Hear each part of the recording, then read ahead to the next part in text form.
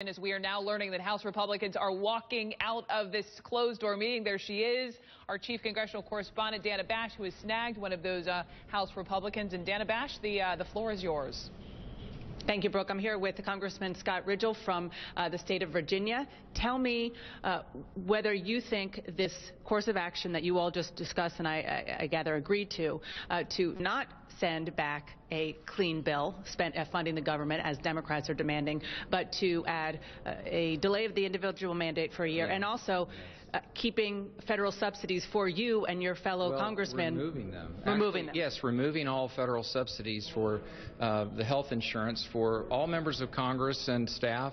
And I really think it's important that we include the president in this too. I believe in leadership by example, a principle I learned a long time ago.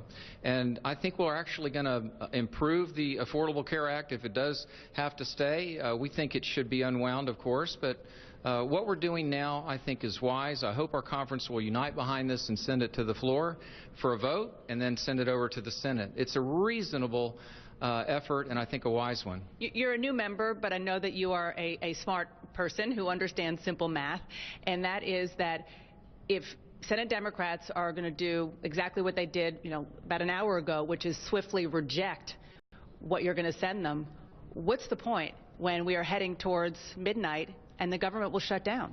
Well, we've made several concessions in the House, substantive ones, and I haven't seen that from the Senate. There's been no reciprocity on any type of reasonable accommodation.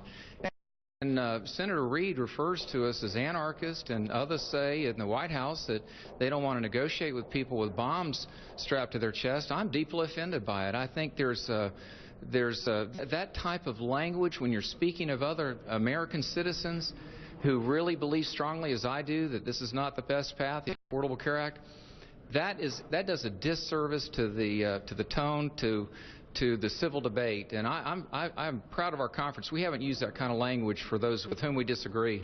Now, your colleague, Charlie Dent, told me before going into this meeting that he's done. He's ready to wave the white flag, and he said he was going to make that argument inside the conference and hope that enough of you all agreed that, just pass a bill, fund the government, do it with bipartisan support, and move on.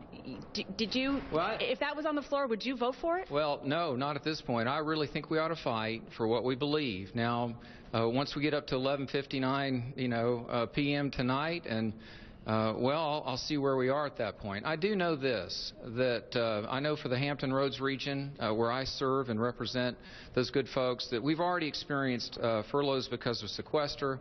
To layer upon that more economic pain, that doesn't seem wise to me at all. So, but I'm taking this one vote and in 1 hour. Are you fighting a kamikaze mission here? I mean, the way the Senate Democrats are going to respond, and they run the show over there. If our Senate colleagues want to vote against what I think every American would think is right, that is that we're all in. We're not getting a subsidy either on the Affordable Care Act. I mean, this resonates deeply with the American people.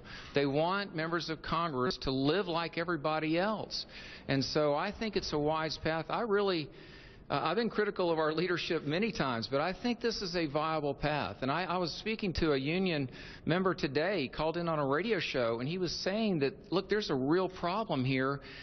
We're not able to stay on our insurance. It's fundamentally changing our insurance. I think even if one supports the Affordable Care Act, that it's wise to delay it for a year. I think that's the best path for our country.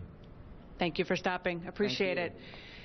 And Brooke, this is, I think, a good example of what you're hearing from a lot of lawmakers, that they're not ready to give up the fight, which is a big reason why John Boehner is going to have at least this one last try to ping it back to the Senate and chip away at Obamacare and try to, again, hit lawmakers where it hurts the most, or at least politically, which is their own pocketbook. As he said, taking it one vote at a time. We'll see what happens after 11:59.